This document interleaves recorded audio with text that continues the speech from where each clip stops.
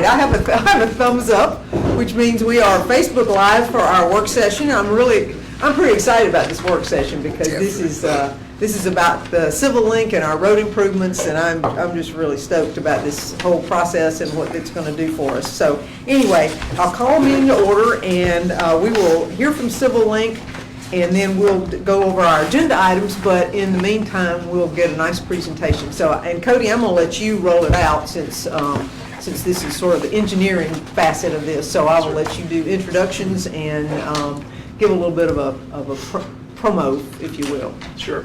Well, Board, this is the final draft of the Civil Link roadway plan that we started a few months ago. And to remind everyone of what the report did, it was primarily two pieces of information we were looking for. The first was the assessment of the roadways. This is where Civil Link, they rode the streets, provided rankings for each street, and essentially what that step does is tell you where you are in your maintenance, if you're behind, if you're doing okay. So it tells you how big is your problem. And then the second portion was the maintenance plan. I have loosely called this the catch-up plan. This is where it says, based on your roadway rankings, if you do these treatment methods on these roads, if you spend this much capital per year for this many years, you can catch your roadway network up to a point where you're in maintenance rather than in rehabilitation. And so that's where you want to kind of live long-term because it's much more economically feasible. So a couple of things about the report I'll say is the genesis for this, or the catalyst, was about a year ago, the engineering department was looking at the capital improvement plan, and we asked the question, how much would we have to spend per year to overlay roads in perpetuity in such a way that we're not getting behind? And so if you run the numbers out, you find that it's financially really infeasible to do that alone. It winds up being somewhere between $5.5 and $6 million per year to overlay streets, and that's year after year. And so that's really concerning to us because that means even years that we're spending millions and millions of dollars, we're still incrementally getting behind in our maintenance program. And so we look up at some point in the future and you're so far behind you can't catch up. And so what we did with that information is we began to really kind of research what other communities are doing. We began to research preservation methods. We made some site visits to other communities, and we had quite a few training sessions from some experts in the field. And eventually that led us to meet Mr. Dan and his team at Civil Link, and this is one of their bread and butter specialties is roadway assessment and maintenance. So in just a second, I'm going to give it to him to talk about the nuts and bolts of the plan. There's a couple of things I'd like to say about the plan. The first thing is I'd like to tell the board kind of what's new with this. You've heard a lot of lingo and language, but what does this look like? You will begin to see this year and subsequent years, we roll out some new types of treatment methods for roadways. You'll see some of the seals on the roadways. You will see something we're excited about called a microsurface, and what that is it's really it looks like asphalt, it feels like asphalt, but it's very thin. So you would use this on a roadway that it's got a good base, it's built well, but the asphalt is just tired. So this is really good for your residential areas.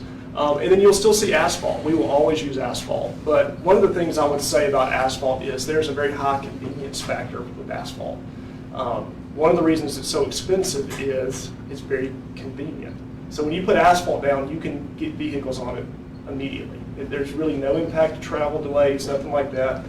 I will say with some of the new methods, the convenience factor is slightly reduced. Some of these take a little longer to cure. They're more temperate in certain kind of weather. But if you take those methods and see how much life they provide versus the cost, you quickly realize that any inconvenience that may be realized is very worth the extension you get for your roadway.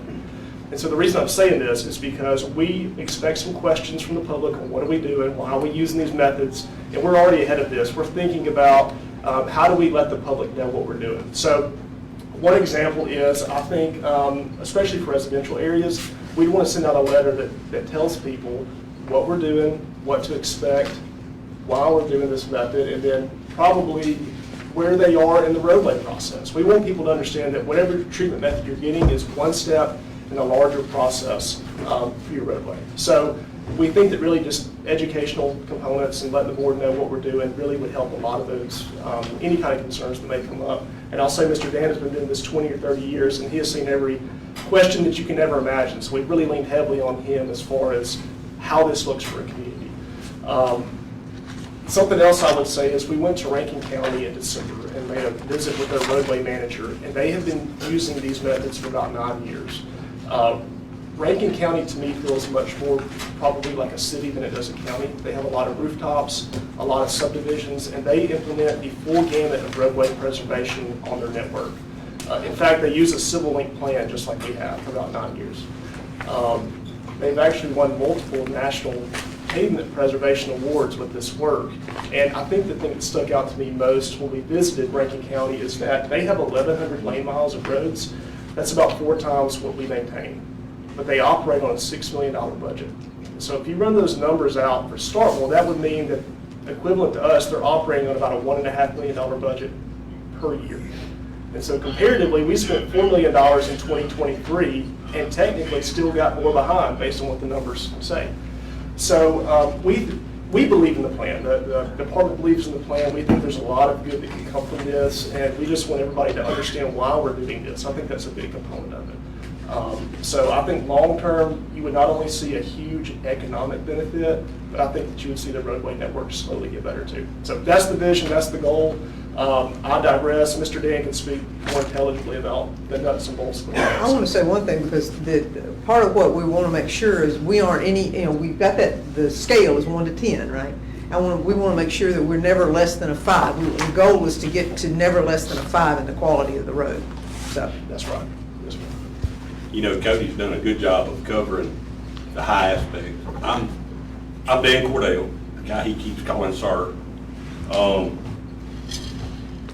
And I want to start out by giving a little bit more of the brief overview of the program. And please stop me at any point that y'all want to dig into certain components if there's questions, or if I go over something too quick. Our program that he's referring to, of course, we've generated over about the last 10 years, how we got here. And I had the same question that he had. As the consultant city engineer, staff engineer for a city, one of the questions that administration asked me is, our roads are terrible. How do we get caught up? How big is our problem? And I'm not gonna lie, I didn't have the answer. And so I started doing what he did, reaching out, you know, what's this community doing? What's that community doing? And to be honest, nobody really had the solution. So we started developing this solution ourselves. Talking with the experts in the field, as he refers to, really the product producers, the different industries of even ALDOT, Arkansas DOT, MDOT. The problem with those large groups is they're dealing with something different than local communities on their road network.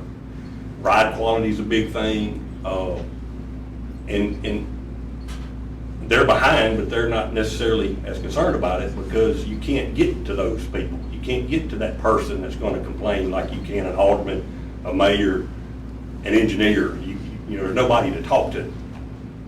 So our program right now, we do, as he described, a road assessment, video road assessment that we assign with GPS, and we're rating the road as we go down the road on a national scale. It's a PACER scale developed by, oh my goodness, some DOT. University of Wisconsin.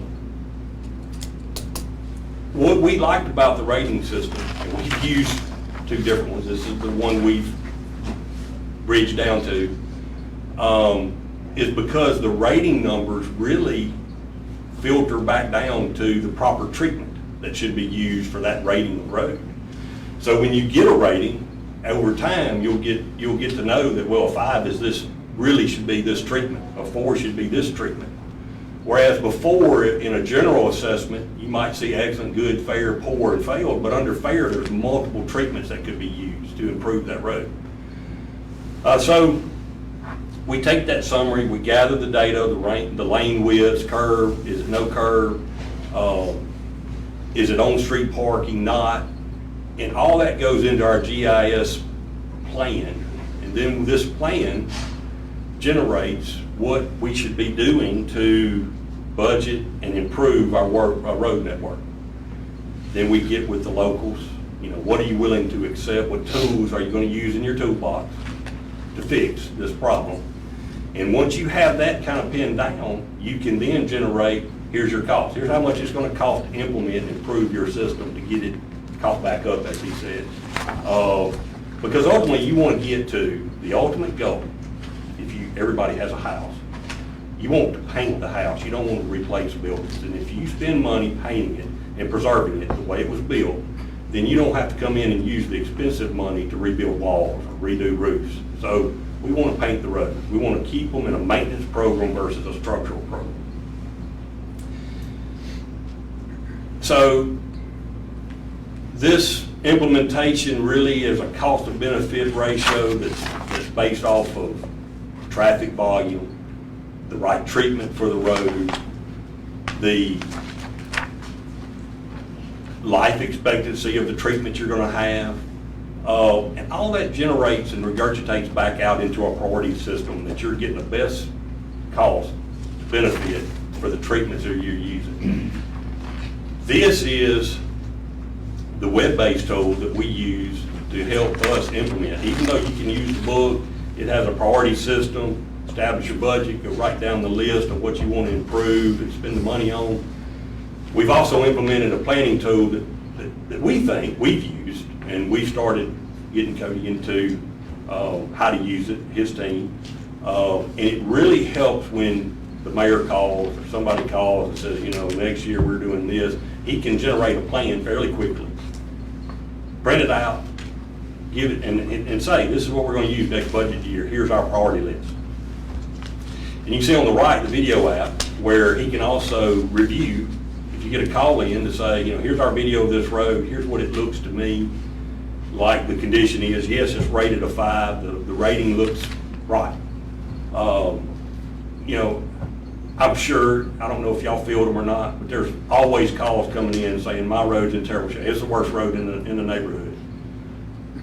It's probably not. It's probably as bad as the rest of them, but you can identify and help prioritize and tell them, here's my plan to get to you, which helps. A lot of times people are just wanting that answer, not that you're going to ignore us, but that you're on our plan, we're going to get to you, here's when. And y'all please, I jump around a lot, but I want to focus a little bit on, and he mentioned it, the program history. Like I said, we got here the same way, and we're doing this now since 2015, and we have modified the program over lessons learned since that time period, but there's somewhere upwards of 15 to 20 entities that we've implemented this program with. I would say all of them like it. Most do. The ones that I won't say don't dislike it, they just have not been focused to implement it. It can turn into a plan that sits on a shelf if you're not excited about it and want to implement. But those that have implemented, and over the time period we've been doing it, I think we've got somewhere upwards of 6, 7 now that are already in the resurvey phase, meaning they've gone through, implemented, been in the program 3 to 5 years. They like it so much they want it done again, see how we're doing, so that we can tweak the system. Because part of this evaluation, part of the flaw in the evaluation, is this a one-time snapshot of the history of your roads. And you're basing a lot of judgments on that snapshot. Because roads deteriorate over time. So a road that today is a 5, which means you can still preserve it with a treatment preservation method, next year could have been in the last cycle of that rating and fall into where you need it to be a mill and overlay type treatment.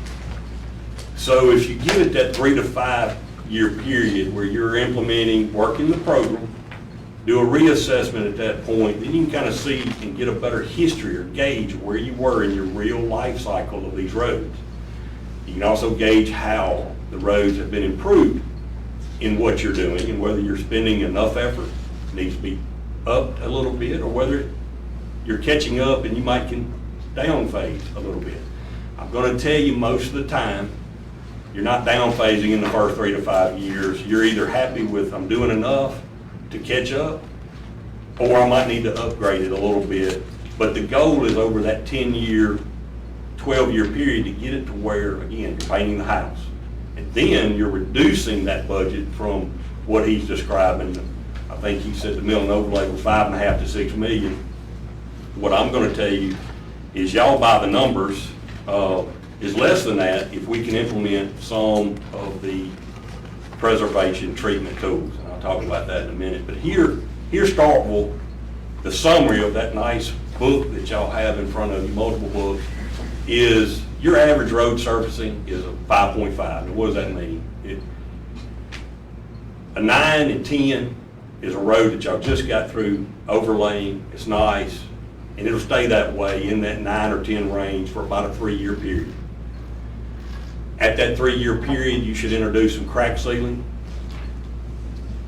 in order to prevent those cracks, because there will be cracks at 3 years, from the water and the freezing to get down into that sublayer and cause you base failures. And once, if you'll do that, you'll keep them, those roads that are 7 or 8, 9. You'll still have some slide. 7 means that you can have a moderate treatment, maybe, a light paint coat, some crack sealing. You get in the 5 and 6 range, you're looking at some little bit thicker treatment processes, maybe a little bit more crack sealing, a little bit heavier patching, because before you treat the road, you're going to go in and fix any patching or any potholes that may have developed, but it should be minimal for those newer roads. Once you fall below a 5 and you start hitting into the 4s, 3s, and 2s, 2's really a lost road. I'm going to tell you, a lost road is either real heavy patching, almost rebuilding the substructure. One of the things, and y'all already introducing it, y'all have already identified that it was needed, is what we call a full depth reclamation, FDR. And this is where you go in and you mill that road in, treat it with a soil cement, and you pave over it, because basically the road was so bad there was nothing there to preserve it. That's where you're going to be in some of these 2s. Some of it can be patched and rebuilt. You get into 3s, you're talking heavy patching, mill overlay, but a little thicker mill because you had some structural issues. You hit a 4, and it's probably more your typical, what you overlay, the 1.5-inch overlay, mill, moderate patching. What we want to get y'all, where we want to get y'all, is really not even above 5. You really want to get in the 6, 7, 8, 9 range is where you want to get the program, where you're using treatment methods to maintain your system. So, how big is your problem? What was the answer to the test that he gave? Right now, if the city had a leprechaun pot of gold and could go say, I'm finna fix every road out here, using still these treatment methods, not necessarily the pave and mill overlay project, you got a $36 million problem, issue out there. The proper way to fix it, if you look at a 10-year plan, it's going to come out to where you need to be spending and budgeting about $3.4 million a year worth of road improvements. And I'm not going to call it an overlay program, because in reality, you've got about 33% of your road system you should be treating in a structural issue, meaning mill and overlay or FDR, and then there's 67% that you want to maintain and keep above that structural issue line. You want to keep painting it, keep preserving it, patch it, crack seal it, so that you're not spending the big dollars. And the reason that's important is the big dollars are in the major reconstruction, FDR, overlay, mill. No exact dollars, everything is different based off the area, the bid, but usually you're somewhere around 20 to 40% of the cost for you to overlay or asphalt the road in order to preserve it. So if you're spending 20% to preserve, your money can go a lot further and treat a lot more miles. And so our $3.4 million budget plan, would have y'all treating, 26 lane miles? Whereas, I don't know what y'all did last year, probably close to 7, 8. It was a little more than that, but it was A lot more. less than 15 probably. Yeah. And you can see here, implementing some preservation tools, you'd be treating in that budget roughly 17 miles, with 9 miles going back toward your traditional structural overlay, mill, FDR. Our goal, objective with this plan, and can't say it enough, is once you get in the plan, you're wanting to get the roads out of the lost category and prevent other roads from getting into that category, because that's where you lose money. That's where you can't catch up. If you can get all your roads in this plan where they're above the 6, you'll spend a lot less than the 3.4 million. You'll be spending half that money to keep them there. So our goal is to spend this money over the next 10 years to get you to where you're not spending it every year. I do want to spend a little bit of time, we've talked about it a lot, the treatment methods. And there's a good, go to the treatment methods. There's a great image here of an example of using and not using the treatment methods. The road center line lane to the left, that whole road was overlaid, milled and overlaid at the same time, 2.5-inch mill and overlay in 2004. The side to the left was a different community, had different funding. They left it alone, got to 2018. The road section on the right had went through the crack sealing, a micro in 2010. And you can visually see the difference in the road. And I'm going to tell you the visual or the pocketbook difference in fixing the road on your left and painting the road on your right is a lot cheaper. And you really want all your roads to be in that category on the right side of that road. So some of the tools that we tried to introduce to Starkville, and Cody's looked at it in the field trip we took. He's had the manufacturer of some of these treatments come in. The basic one, I mentioned it earlier, the simple one, and y'all are actually talking about doing this, I think actually doing this in-house, is crack sealing. Now, there's a visual issue with that communities have to get used to. That road is a crack sealed road. That road, you know, if you hit it after it's been done in a 3 to 5 year period, you crack seal it, it helps prevent the potholes, and it's very cheap to do. You're talking a foot, $1 a foot of the crack sealing. Y'all are going to do it in-house, renting a piece of equipment, I don't know, over a 2-week to a month period. Rankin County does this in-house, don't they? Yes, ma'am, they do. That's something we would plan to do, would be to utilize the street department, rent the equipment. And the thing about this treatment is it's usually followed pretty quickly in subsequent years with something that covers it. That's right. So you get it within year 2 or 3 after this, it's covered with another treatment. So the visual concern, the aesthetics are the issue with this problem. I mean, it's a great method, but people don't like the way it looks. Initially, you're gonna get calls about how it looks, but over a 3 to, and slowly people get used to it, but you're saving a lot of money in preserving your road from keeping them from falling into the 6 and even 7, 5 category by preserving potholes. And like he said, within if that's done in 3 years, at the 6, 7, or 8 year period, you're coming back over it with a surface treatment that covers that.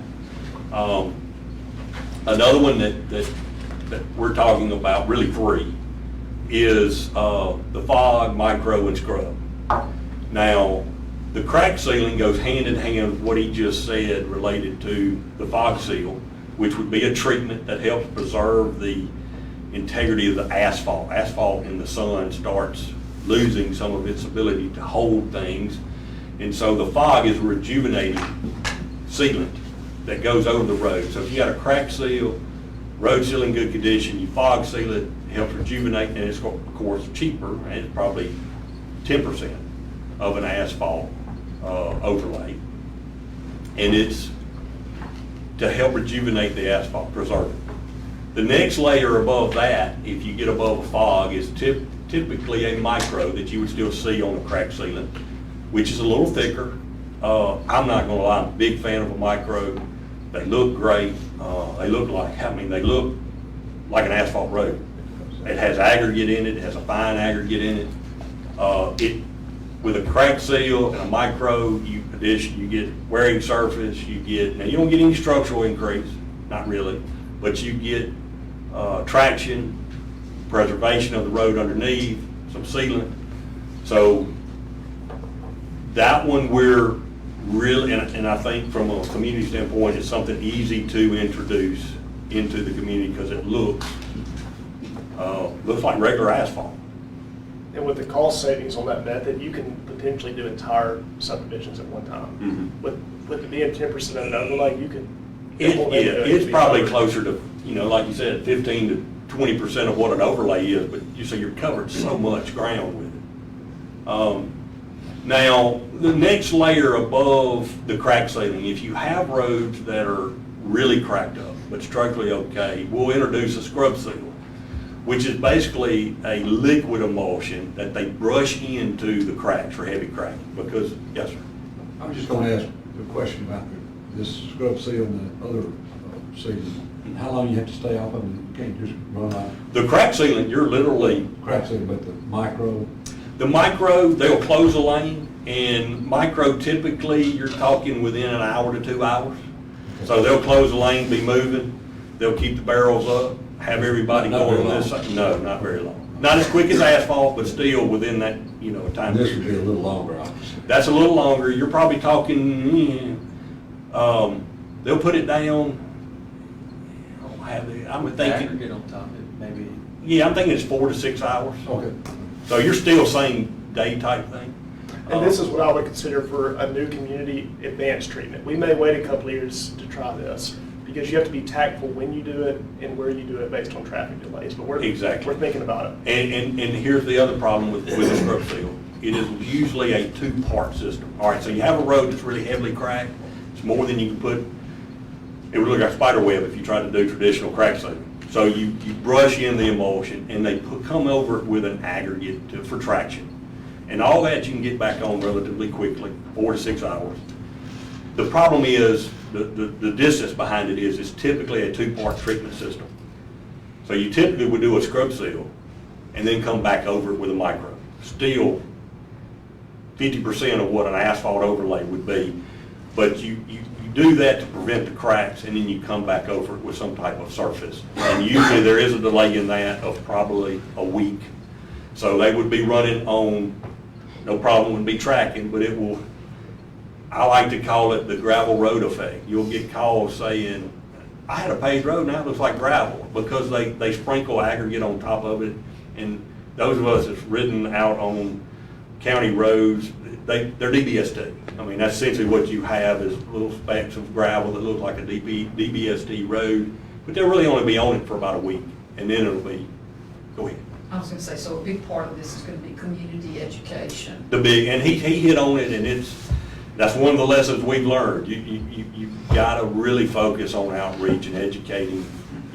You're really doing it for the benefit of the community, but they're not gonna understand it originally because it's a different process. It's a chip seal? Is that what, is that another word? Essentially, It's yes, chip sir. seal. With a little You bit heavier pipe treat seal. your joints, and you put aggregate in the joints, deal with the joints, put a cover over that, then you're gonna come back with an emulsion and a small aggregate on top of that. Exactly. Right. Exactly. The final, that last cover would look like asphalt. Sure. It's nice, sir. I've seen it. An alternative to this that we've talked about some is the micro we've talked about. You can double layer that, and it kind of serves as a replacement for this. So if we determine, hey, this area needs a scrub, but we really don't want to scrub Main Street, you can double micro, you get rid of a lot of the headache, and you still get the same effect. So there are options. You just have to be tactful with what you do and where you do it. I think that's part of it. And going back to the public outreach and education part, it sounds like, from talking to, there's a pretty good plan of introducing this in areas. Even though a road that may be, let's call it Main Street, that may fit into this is the treatment that's needed here, it's not ready for that treatment yet. The community's not ready for that. So introduce the treatments into more of your subdivision areas, your less traveled areas as people get used to it, and then you're applying it at a more broad sense as it becomes more accustomed to your implementation. That's typically the plan. And go ahead. So what you're saying is, these number threes we've got are that full depth reclamation, that's a mill and asphalt overlay, correct? The number twos can typically be almost heavy patching with some, 2 or 3 inches of asphalt, or a full depth reclamation where you're milling it in, getting your 8 to 10 inches of what you know, so cement coming over the top of it with 2 to 3 inches of asphalt. Number 3 is headed that way, right? Number 3 is real close to that, and it's, you know, a good freeze like we just had, will take a lot of those number 3s and throw them into a number 2 category.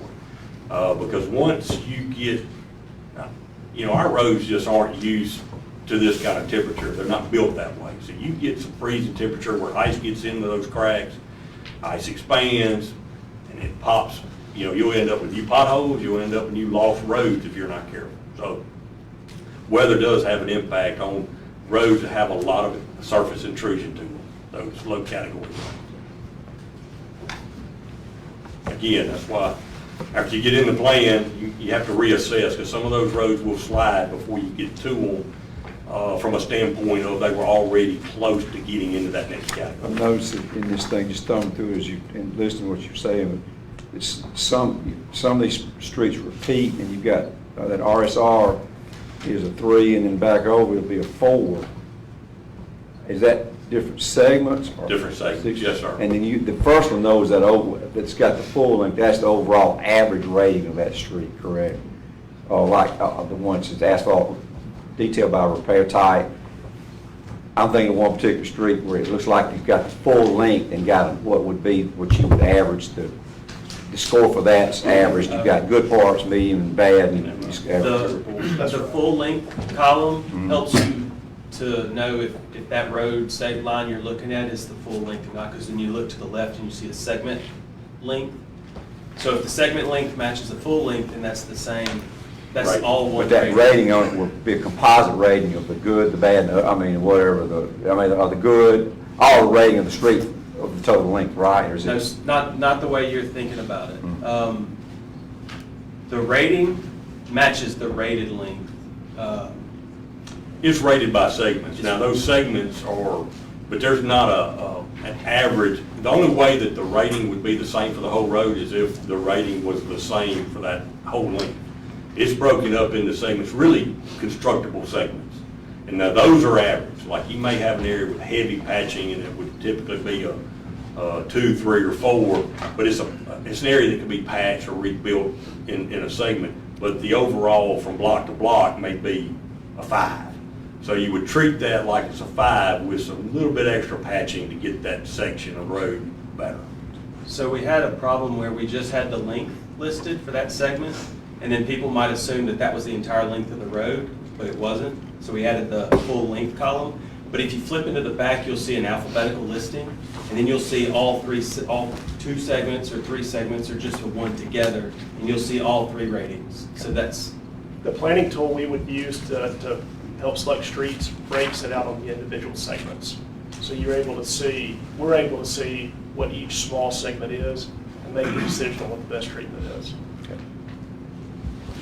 Yeah, the intent's to give y'all the tools you need to where you can, these guys can give you a budget when we're looking at a street we need to have done. And this is typically what it should cost. And then once you get the budget approved, you implement the plan and update those, you actually have your guys go out, mark the patching areas, and oversee the construction, which you have a good staff that can administer that in-house, which is very important. I mean, usually where this program, the weakness is in the program where people are not using it because you don't have the technical staff to implement, which is not here. And then the other is when you can do it, the more you can do yourselves in-house, the better the program works. You've got inspectors that are familiar with this type of work. You've got the staff to help, administer and control the amount of work they're wanting to do. So from that standpoint, it's a great tool for them to use. And the planning app, like he was saying, I'm not as good on the computers as Barrett is. I don't know if y'all picked that up, but he can dig into it, and he's been working with your guys to dig into this planning tool. And I see the results of it, and it's great. I mean, they can circle areas, you can pinpoint areas you want to work in, and it'll grab the amount of work that's needed that's in your budget and say, you can cover this area. It'll also give you the breakdown, because in reality, when you go back to that 3.4 million you should be spending, we're giving you a breakdown of, all right, you need to be spending, what was the amount on the lost roads? And then, you know, you need to be spending, go to the long term. Yeah, no, that's the one. So that's overall cost. I won't get it. This is, Yeah. okay. Per road. So you need to be spending, And here's this. yeah, give me the long-term plan. You need to be spending 1.1 million in the preservation side and 2.3 of it in structural to keep, one, the preservation from sliding down and make improvements, while you're still improving your structural to get them up to where you can preserve them. So you don't want a worse first case where, because he's already showed you that you can't deal with worse first and spend $6 million a year. So in order to get in the pavement management preservation program, you've got to be putting money into the roads to keep them from sliding into worse first, but you still got to be addressing the worst first. Meaning you're doing 9 miles, 2.3 million on fixing those roads and getting them up to a preservation area. But you're also spending money in preserving to keep those from sliding. So that's the overall goal. So how much should you be spending? We're saying 3.4 million. And this is where you need to spend it at. And he has a breakdown based off the tools that can be introduced on where, you know, of the 1.1, you know, 300,000 say may need to be in level 7 roads. 400,000 may need to be on level 5 roads, and 50,000 in crack sealing. Because crack sealing is relatively cheap and it goes a long way. So, And Cody, you're going to be bringing that to us in the next 2 meetings? I would think sometime in March. We have the bids out for these methods, and then once we know the unit costs, we can get a very detailed street You can list. lock it in. And I know we need to wrap up quickly, but that 3.4, that is the catch-up number. That's not perpetuity. You spend that over your catch-up, and then at some point it reduces. I'll make sure that's clear. I Yeah. heard $1.5 to $2 million, once we're caught up, in today dollars, should kind of keep. well, if you look at us what the caught up. preservation amount was in your breakdown, and it's saying you should be spending about 1.1 in the future, you know, inflation and everything, but in reality, if all you were doing was preserving, you could be in that $1 million to $2.5 million range to keep the roads preserved. And we'll always have potholes. That's We'll always have streets that fail. We will always have to patch things, but you are generally bringing up the rate. Well, I hope we don't always have streets that fail, because that's what we're trying not to be. That's right. But we'll certainly always have potholes. In fact, we've got them cropping up after this last bout of weather, so things that we're going to have to be dealing with, so, yeah. Cool, Mike? Cool. Go, Mike. Yes, sir. Yeah, just a question. So are you saying like on a new street, in 3 years, you need to be back out there doing the patch sealing? The crack sealing, you know, 3 to 5. Crack sealing. A crack, you know, when you overlay, there's still cracks in when you're overlaying. And in asphalt, those cracks reflect back at about a 3/4 inch to an inch a year. So if you just did it, and within 2 years, you can start having crack. Now, that doesn't mean the crack goes all the way to the subgrade. So usually at about a 3 to 5 year period, you're crack sealing to preserve what you just spent money to overlay. You And don't think about that. coming You back don't, that but quick. it is very, and that's what I know you keeps, do it. that's what keeps that road and the pothole from developing. But if you find streets that were overlaid 2 or 3 years ago, you'll start to see it. It's not there. Cody, that parking lot, the strip mall parking lot right across from Lowe's, is this what they done there? They did crack seal there. Now, in my opinion, that was an over-aggressive application of that material. Was it real wide? It or just looks like everywhere? a spider web. Yeah. It was too far gone to use that method. The spider web is not what In you my want. opinion, yeah. He's exactly right. That's why we showed the seen that? picture, what was typical. When you get to where it's spider web and it still has structural integrity, you want to do the broom, the scrub seal, where you're brushing in the emulsion, coming over the top of it, so you don't see the spider web.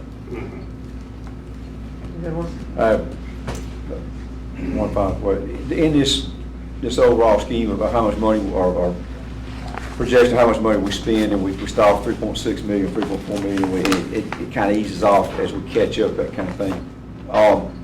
That's the assumption that we're treating streets that can be prolonged without an overlay. We're overlaying the ones that are the major arterial or whatever, the stuff, the ones that we feel like we need to. is that I looked at some other cities and their public works departments on street paving, and how some of them set this goal of about 15 years of just cycling and overlaying everything in their city, over a fit, like, as needed. But in 15 years, they pretty much cover everything they start. And I'll say start back over, but they're cycling. They set up a timeline in which everything will have been overlaid within 14 to 15 years. This program doesn't necessarily do that, right? Not exactly that, but the flaw in that system is, and I know where it comes from, and it's where I started too. The life expectancy on an asphalt road, they say, is 20 years. In reality, that's the guys that are paving it say 20 years. Just say that's 15. The problem is they're still saying it's okay with major potholes, areas that need to be patched. And from their standpoint, yeah, you can still patch it and overlay it. But that 15-year cycle is still expensive. And the problem is you can't keep up with it, and you're spending. So the philosophy here is, if you can keep it prolonged and extend that life to where it's in a good condition, a workable condition for that 7 to 10 year period, because in reality, the reason we're mentioning a 10-year program is you really want to be touching that road with these like paintbrushes in a 7 to 10 year cycle, so that it doesn't ever get into that loss category or major reconstruction or heavy patching category, which happens in an asphalt road from the 10 to 20 year period. So that's the goal, is to keep it from sliding into that category. And we don't plan to put lipstick on a pig. If a road needs to be overlaid, we'll overlay it. That's the intent. It will tell us, the rating will tell you, this road needs an overlay. That's the treatment we would use. Thank you. Yes, sir. All right, yes, sir. At the airport, I don't want to speak to the airport, but at the airport, we can't stand potholes and stuff. And they're doing a good job of staying ahead of that now, doing crack sealing out there today. They've been doing that now to try to stay ahead of it. Again, I can't speak to the airport. But if anybody wants to see crack sealing, we'll have to, Rodney can show you around. But we're doing a major crack sealing operation at the airport to try to stay ahead of it. Well, I hope y'all enjoy this program. Sorry, I went long. I'm just really excited about it, because I think this is a future approach for us that keeps us in much better shape than we have in the past. And so I'm just real excited and looking forward to Cody. It also, and I don't think anybody said this, it also saves y'all a huge amount of time in determining what needs to be done, because you've got this program or this app that you can just put money or put numbers into, and it'll spit out what you need and how you can go forward. Yeah, Stephen has really been a mastermind using it, but it is a very fantastic planning tool. Saves a lot of time, and it's probably more accurate. Yeah, so anyway, all right. Thank you so much, gentlemen. We got lunch back here if you would like it, so y'all are welcome to come back, and that's true of you guys too if y'all want to do that. And we will go over our agenda, which is fairly robust, but I think there's a lot of it that we can put on consent. So first we have 4 sets of minutes. Burke, you've looked at those? Yes, ma'am. All those good? So can we consent for those? All right. Then I am going to obviously be reminding folks of the voting for our upcoming election, which will be on the 13th, and it'll be at the Sportsplex Annex building. And we'll be talking about that at the board meeting as well. So for those who may be listening in, you can also absentee vote from today till 5, but also this Saturday, right? Saturday. 8 to noon? Yes. 8 to noon. Saturday and next Saturday. And next Saturday, 8 to noon. So please, if you think you're going to be out of town, please come in and absentee vote for those voters in Ward 1. And it is Ward 1 only. And I don't believe we have any announcements, no introductions this time. Okay, thank you. We've got public hearings. This will be the first public hearing on the security camera ordinance. And then we'll have a public hearing. Mr. Haviland, there you are. So we've got a variance request. You want to touch on that, please, sir? Yeah, this is one that was carried over from the last meeting due to weather. Right. This is the first one's variance request for wall articles. Yes. Yeah, and that's just on the side for the 2 signs that were replaced. Okay, all right. And then, again, another public hearing. This one is on the development standards for 732 Whitfield Street. Correct, it's on the facade colors that they've used. Right, okay. And then one that we did not see before, this is a variance on stormwater requirements, and this is for the Humane Society. Yep, it's a variance from stormwater due to their unique situation where they're located in the floodplain and what's going on around. Okay, anything to add to that, Cody? I haven't to answer questions, but they, it's in the flood zone, which makes detention precarious. It's very difficult to achieve that requirement. So that's part of the reason for the request. Okay, all right, and obviously those will be public hearings, so nothing for us to do about that at this point in time, so. Okay, so under mayor's business, there is an opportunity for us to get a raise grant, which is to supplement our existing build grant, which, as you well know, is short of funding by a good bit. In this case, this is a 100% no match opportunity, and it is like anything else. I have no idea if we will be successful, but I think it is worth going after. So I have booked my flight to go to DC in anticipation of the board being willing for us to go seek out this raise grant. So I would ask for consent would be nice for consideration of this resolution. Yes, but Mayor Phillipson, how much is that amount would you think? You I would be seeking asking for the, what will make us whole, which was $19 million. And that's what we're short right now. That is what we're currently Even short. with being able to use the roadway. That's for us to be able to do the project in its Complete entirety right. from its original inception. Okay. So, And I find it interesting that there have been enough of projects that are behind, given everything that's happened, that there's a grant program out there to address that, so. now, it'll supplement, and it is designed, or part of its design is to supplement those who are unable to make their projects work. Are we going, or have we been, or will we be granted extension of time to be able to secure the funding for this? The funding, supposedly, it'll be announced in June, so I would presume that that would be the case based on the purpose that the grant is going to serve. Has anybody got Mr. Williams? So our plan, actually, on that side of it, is what we would do is phase the project. So with the build grant, we would move forward with building it, with what funds we have on it. And then the raise hits, we'd be able to do the second phase and finish it out. Because of the timing, to get a time extensions of actual act of Congress. So what we've done is we're working with Federal Highways, asking them to let us pare down the build grant funds to build with what we can inside of the monies that we have with that, ARPA and NCWI. And then the raise grant we'd be able to pick up from where we're at there and go forward with that.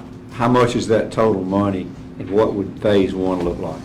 Phase one is $25 million, so that's the 15 from the build originally with federal and the local match. Then we have roughly 5 with ARPA and then 5 with NCWI. From what we're figuring, that gets you from Henderson to Jackson, so that gets you the backbone of your drainage fixed, the backbone of your sewer fixed, your water in that area, and the streetscape in that area on that portion of it. And so the second part would take it east from Jackson, east to Old Westbourne Road. East Jackson, and then also you pick up Henderson and go to Long. on that Where side. is Henderson? Tell me. Henderson's pretty In much school, across you the said in street school, I'm from, sorry. Take you up the hill to Long. It'd be, right. So it's this, the phase one is the the middle part of this thing, right? It kind of parallels downtown. It's your middle part parallels downtown, and it's got your major infrastructure issues on it. And this is water, sewer, all utilities underground, stormwater and electrical and utilities. All electrical utilities underground, under the roadbed. Under the No, roadbed that's not behind correct. it. Not electrical. Electrical is gonna be, depends on where it is on it. Yeah. Some of it will be crossing, some of it will be on that side, but the transmission would still Oh. be overhead because you can't put transmission underground. Both sides, transmissions up, but you've got Well, two there's guys. only one large side. transmission, so you got the. Transmission's the will be on one the line, side is that for tall the line. side. I see.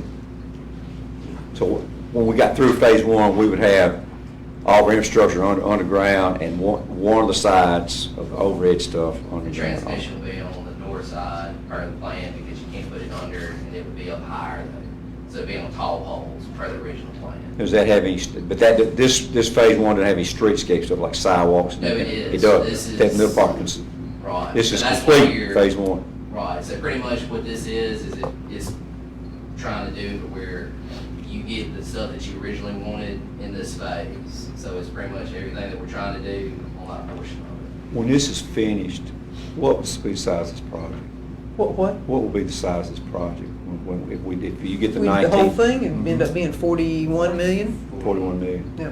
What was the original estimate on this thing back in 2000? 15. Thank you. Say phase one gonna start from Old Westbourne Road, come this way No, phase one would be Henderson to to Jackson. Jackson. So it'll get that core section there.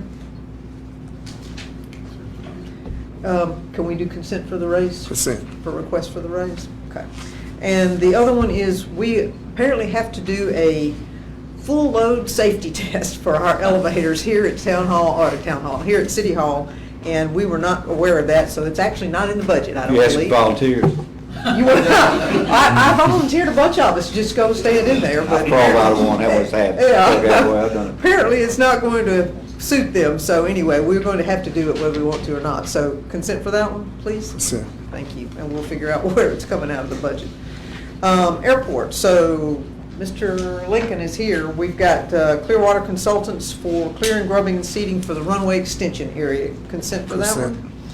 And then the multimodal grant for the new hangar. Consent. Consent for that one? And Yes, I ma'am. spoke to Mr. Lincoln yesterday, and he tells me that his board members are keeping the county and the university apprised of these larger than usual matches that are Yes, coming their way. yes. Okay, community development, this is Mr. Haviland needs to go travel to be trained, and it is in the budget, so can we do consent for that one? Consent. All righty.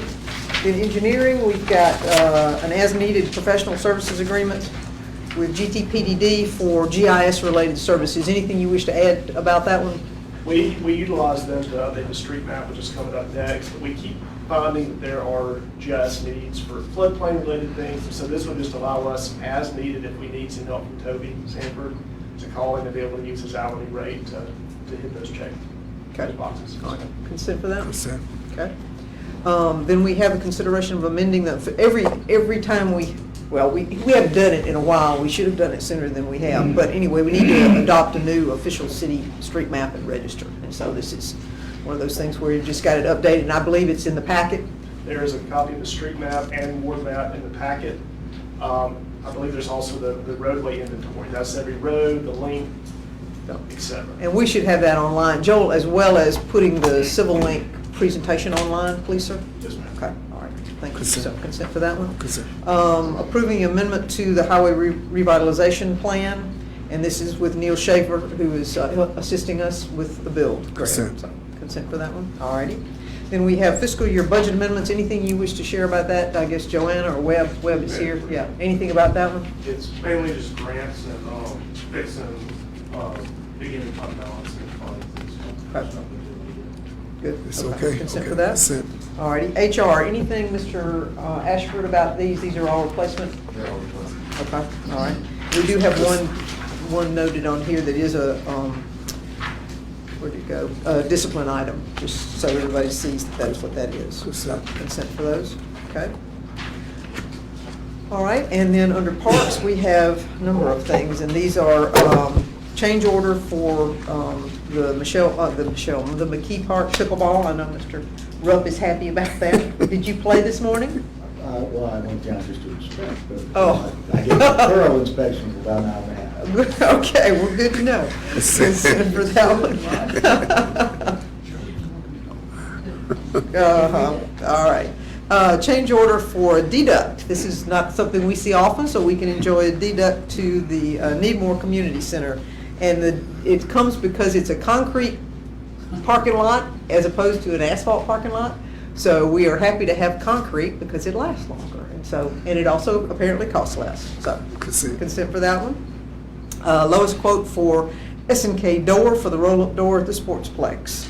Consent. All right, consent for that one. And then we've got triangle drywall for framing and drywall storage room at the Sportsplex as well. Consent for that one. Consent. Lower quote, and this is the one that is the ouch, the gym divider. So I'm looking forward to that gym divider because we get multiple use out of the deal, but we're certainly making an investment. Consent. Consent for that one. Mayor, is this stuff, will it, like this one, will this be paid for within the Parks and Rec budget? 1%, 2%. 1%, 2%. Yeah. And then a lower quote for the Columbus Fence Company, and this is something that is dictated to us. We need to do this to meet I believe our obligation to the parks. So Consent for that one, all right, thank you. And then police, we've got a lease agreement for our motorcycles. Consent for that one. Code enforcement, all right, guys, the Ruth Road issue, we're going to have to go back through that process again because we needed to follow the Oqueeson ruling. And so we have gone through that process of getting a warrant, going on the property with that warrant, and so we are now calling for a public hearing to, again, determine the status of those 4 properties. And so that's what this is about, and this is just calling for the public hearing. So if we can consent those, that would be great. Mayor, Yes, ma'am. There's some other dilapidated properties out There are, that and they're in the process. That are working their way through the system. Yes, they are, absolutely. Through that process of getting a warrant and then going on to inspect, so yes. Roof road stuff, the decisions we made before, just to go out. Yes, and we need, Starting all over. yes, starting all over again. Clean slate, starting all over. So, sanitation department advertising for a street sweeper, which we are in need of, and used this morning. We used one this morning to take care of a spill on Yellow Jacket and Eckford, so. Consent. Consent for that. Utilities, change order for price increase for DNA in the Main Street. Apparently, they encountered more asphalt than they expected, or concrete, apologize, concrete, 12-inch concrete instead of, I don't know what that was an expectation of. 6-inch? Okay, well, we've got a change order that's costing more, so can we do consent for that one? Consent. Advertising for bids for main office generator. Consent for that one. And accepting the lowest quote from Utility Structures for 7 concrete poles. Consent. And then a drug-free workplace certification and lobbying restriction certification as a part of the ARC contract, which we approved back on, or adopted back on September the 19th. And that brings us to the end of the agenda. Yes, sir. Edward, he's back there. Well, how will that generator be fired? Gas, propane? Oh, so it's, okay. Not natural gas. I'll double check that. I don't know that we've actually specified that, but it's a HMGP hazard mitigation grant through NEMA. And I don't know that that's a good question, I'm sure. I'll have availability of gas. Imagine you've got access to Atlas. In other words, Yeah. More constant source. Have to refill the diesel. I have a home generator, it's natural gas. When I put this work for the shop that I got, the apps folks had to run the gas there, and they would kind of move out some sort of program. I would recommend that we do gas, Atlas as opposed to the diesel. So, all right, if there's nothing else, everyone, we have lunch behind us. Everybody enjoy, and so we are adjourned. Thank you, everyone. Yes, ma'am. Appreciate it, Dr.